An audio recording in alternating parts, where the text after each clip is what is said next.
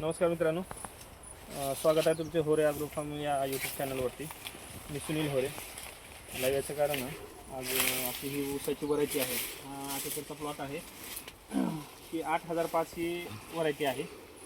आणि तुम्हाला महत्त्वाचा मुद्दा सांगायचं कारण हे आहे की 0 खतामध्ये हा ऊस आहे. सध्या 14-15 खांड्यावरती ऊस आहे.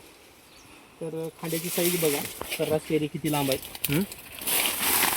हे बघा, 1 2 3 4 5 6 7 8 9 10 11 12 13 14 15 खांड्यावरती ऊस आहे. सर्रास कांडी 6 इंच 8 इंच 9 इंच. बघा जाडी कशी आहे, एकदम ठोसर आहे. आणि ह्याचं कारण असं आहे की आपण एक मागे ब्रश कटरचा व्हिडिओ टाकलेला होता. हा ब्रश कटर ह्याच क्षेत्रामध्ये केलेला होता. ब्रश कटर केल्याचा फायदा असा आहे की येणारं मूळ ही मजबूत आलं, चांगलं आलं. आणि ह्याला एकही दाणा खत वापरलेला नाही आपण आत्तापर्यंत. फक्त फवारणीद्वारेच खतं दिलेली ना, काय द्यायची ती. तर फवारणी तयार त्यात आपण 4 वेगळ्या फवारणी केलेल्या होत्या. पहिल्या टप्प्यामध्ये आपण एक खोडवा कटिंग झाल्यानंतर बुरशीनाशक वापरलं होतं, क्लोरो आणि बुरशी कॉइस्टिन घेतलेला होता. त्यानंतर 1 महिन्यानंतर आपण पहिली फवारणी चालू केली. आणि पहिली फवारणीचा डोस असा होता की त्यामध्ये 19-19 मायक्रोन्यूट्रियन आणि वसंत ऊर्जा. वसंत ऊर्जाचे रिझल्ट खूपच छान आले. वसंत ऊर्जा मायक्रोन्यूट्रियनमध्ये 100 ml पर टाकीला घेतलेला होता. आणि देशी दारू, प्रत्येक फवारणीला देशी दारू ही कंपल्सरी घ्यायचं. देशी दारूचे रिझल्ट खूपच छान आहेत. वसंत ऊर्जा आणि देशी दारू कॉम्बिनेशन जर डोस दिला आणि त्याच्यासोबत 19-19 जर घेतला तर 100% रिझल्ट खूप छान आहेत. हे बघा ऊसाची साईज कशी आहे, कुठलाही ऊस बघा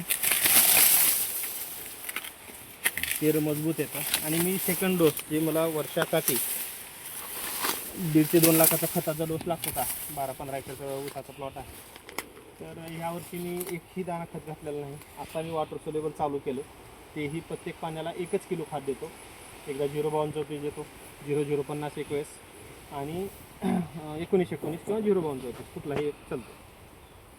त्या पद्धतीनं सध्याचे डोस चालू आहेत. आणि ते डोस द्यायला फक्त ड्रीप वॉटेज देतो. ड्रीप म्हणजे मी फक्त पेप्सी ड्रीप वापरतो. त्याचं कारण असं आहे, ड्रीपमध्ये बराचसा गोंधळ आहे.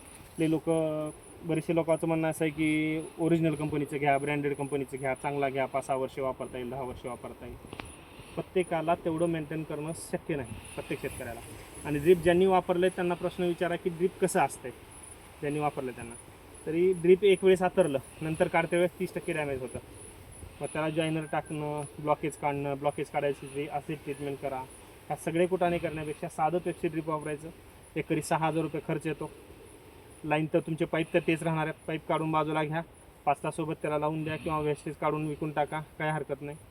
आणि नेक्स्ट जर ड्रीप वापरला, जर जुन्या ड्रीप आणि नव्या ड्रीप, ह्या 1 एकरमध्ये सरासरी 5 टनाचा ॲव्हरेज फरक पडतो 100%. जिथं जुना ड्रीप वापरा आणि काही ठिकाणी नवी वापरा, 5 टनाचा ॲव्हरेज फरक पडतो.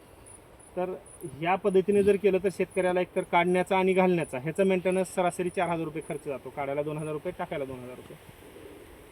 तर 2,000 रुपये वाचण्यात ना 6,000 रुपयामध्ये 1 एकरचा ड्रीप तयार होतो याचा. धन्यवाद मंडळी.